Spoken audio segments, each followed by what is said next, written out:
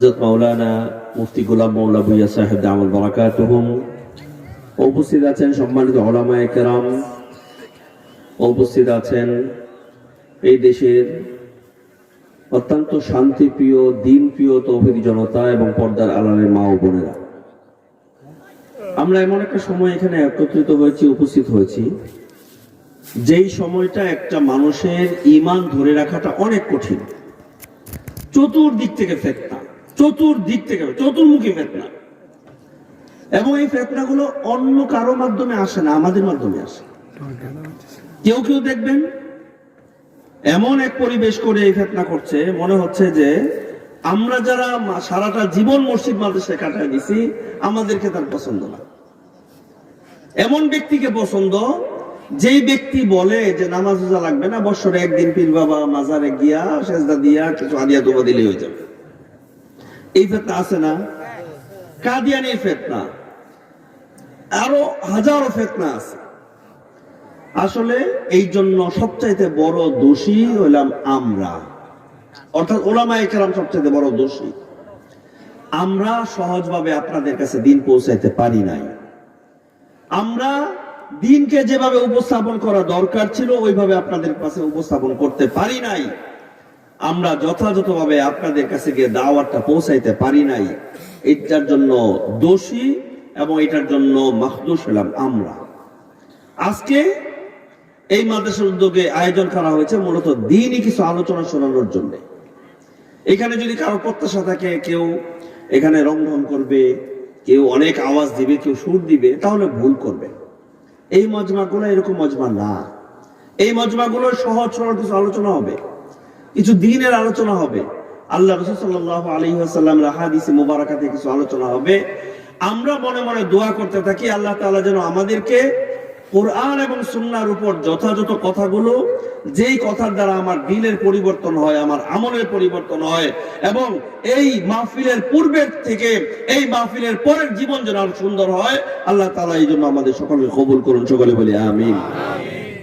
কোরআনে কারিমের সূরা হাদীদ থেকে আমি ছোট্ট একটা আয়াতে কারিমা তেলাওয়াত করেছি।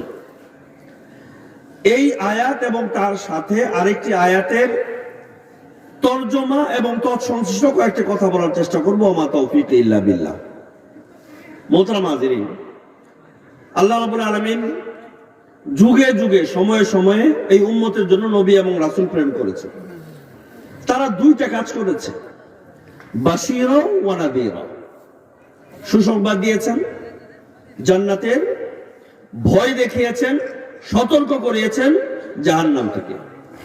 অর্থাৎ প্রত্যেক নবীর দুইটা কাজ ছিল, একটা সুসংবাদ দেওয়া, দুনিয়াতে আপনি এই পরিত্যাগ করলে এই পাবেন, এই করলে এই পাবেন, আর যদি অমান্য করেন তাহলে এর জন্য ভয়ানক শাস্তির জন্য অপেক্ষা করতে বলছেন। এই দুইটা কাজ ছিল। নবী একজন ওয়ারিস হিসাবে, ওয়ারিসের নবী হিসাবে আমাদেরও কাজ হচ্ছে আল্লাহ রসুল যে কথাগুলো কোরআন এবং সুন্নাহর মাধ্যমে আমাদের কাছে পৌঁছেছেন, আমাদের কাজ হচ্ছে আপনাদের পর্যন্ত পৌঁছে দেওয়া। এই জন্য এখানে বসা। আল্লাহ তাআলা কোরআনে কারীমের মধ্যে বলেন, ইয়াউমা তারাল মুমিনিনা ওয়াল মুমিনাত ইয়াসআ নূরুহুম বাইনা আইদিহিম ওয়া বিআইমানিহিম বুশরাকুমুল ইয়াওমা জান্নাতুন তাজরি মিন তাহতিহাল আনহারু খালিদিনা ফিহা যালিকা হুয়াল ফাওজুল আযীম। ইয়াউমা তারাল মুমিনিনা ওয়াল মুমিনাত, আল্লাহ রাসূল বলেন ওই দিন ইয়াউমা তারা মানে আল্লাহ রাসূল দেখবেন মুমিনিনা ওয়াল মুমিনাত, মুমিন পুরুষ এবং মুমিন মহিলা, ইয়াসআ নূরুহুম বাইনা আইদিহিম ওয়া বিআইমানিহিম, তাদের বক্ষে, তাদের সামনে এবং তাদের ডান দিকে একটা নূর ছোটাছুটি করতে থাকবে, একটা আলো ছোটাছুটি করতে থাকবে। এই আলোটা হচ্ছে দুনিয়াতে তার অর্জিত কামাই। রাইসুল মুফাসসিরিন ইবনে আব্বাস রাদিয়াল্লাহু তাআলা আনহু বলেন, কারো কারো আলো হবে এমন বিস্তৃত যে এক শহর থেকে আরেক শহর আলোকিত হয়ে যাবে। আবার কারো আলো হবে একটা বড় পাহাড়ের মতো, কারো আলো হবে খেজুর বৃক্ষের মতো, কারো আলো হবে একটা মানুষের দেহের মতো, আবার কারো আলো হবে পায়ের অগ্রভাগে যে নখটা বড় আঙ্গুলটা আছে ওই আঙ্গুলের মতো টর্চ লাইটের মতো মিটি মিটি করে জ্বলবে, আর কোন মতো শুধু সামনের সময়টা, সামনের রাস্তাটা দেখতে পাবে, এতটুকুই আলো, এর বাইরে কোনো আলো থাকবে না। মোহতারাম হাজিরিন, এখন অনেকে চিন্তা হইতে পারে যে হযরত ওই সময় কি সূর্য উঠবে না? হুজুর কইতেছেন ওই সময় কি আসমানের যেই চমৎকার তারকা, চমৎকার চাঁদ, এই চাঁদের কোনো আলো আমরা দেখতে পাবো না? এটা অনেকে মনে মনে ভাবতে পারে। তাহলে এত অন্ধকার কোত্থেকে আসবে?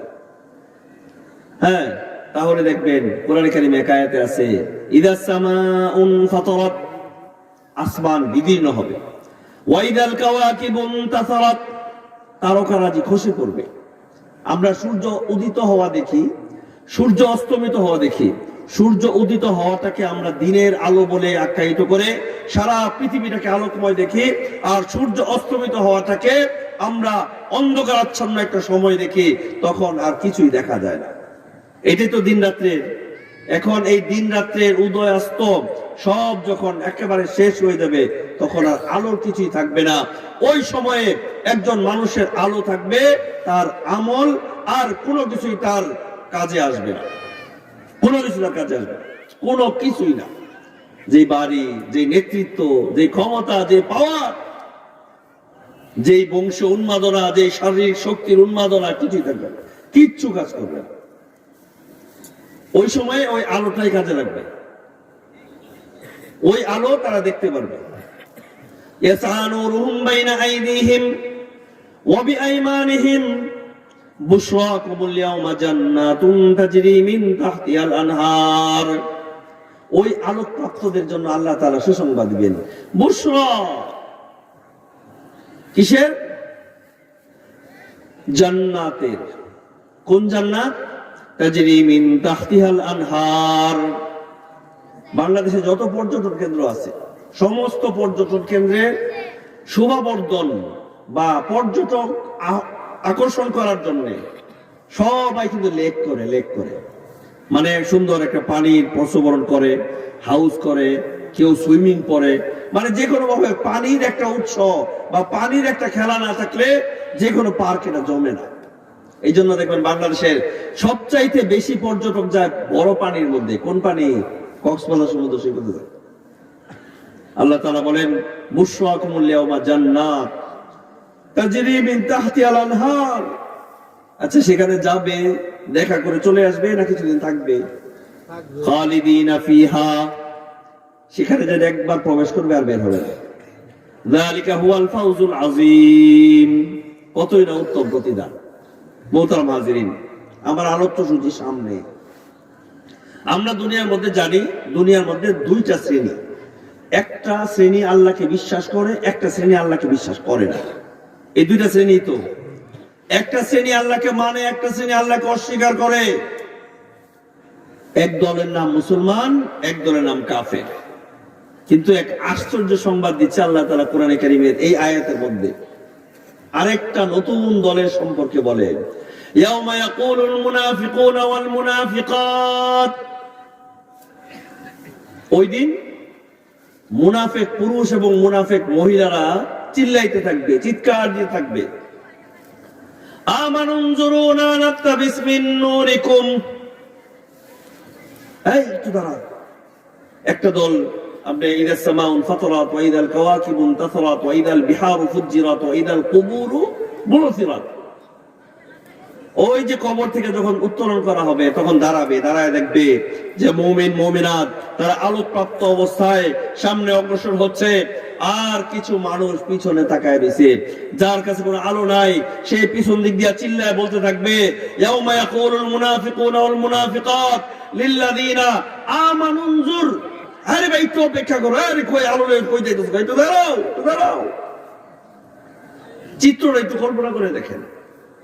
সারা পৃথিবী অন্ধকারাচ্ছন্ন, কোথাও কোনো আলো নাই, কোথাও আলোর ছিটে ফোটাও নাই। কিছু মানুষ সন্তুষ্ট চিত্তে তার দুনিয়াতে করা আমলগুলো নিয়ে, যে আমল আজকে নূর হয়ে তার সামনে আছে এবং সেই পথ দেখে দেখে সামনে অগ্রসর হচ্ছে, আর কিছু মানুষ পিছনে পড়ে খুব মানে ঊর্ধ্বশ্বাসে চিৎকার করে ডাকতেছে, একটু দাঁড়াও, একটু দাঁড়াও, আমানুনজুর, অপেক্ষা করো, না নাক্তাবিস মিন নূরিকুম, যাতে করে তোমার এখান থেকে আমি কিছু আলো নিতে পারি।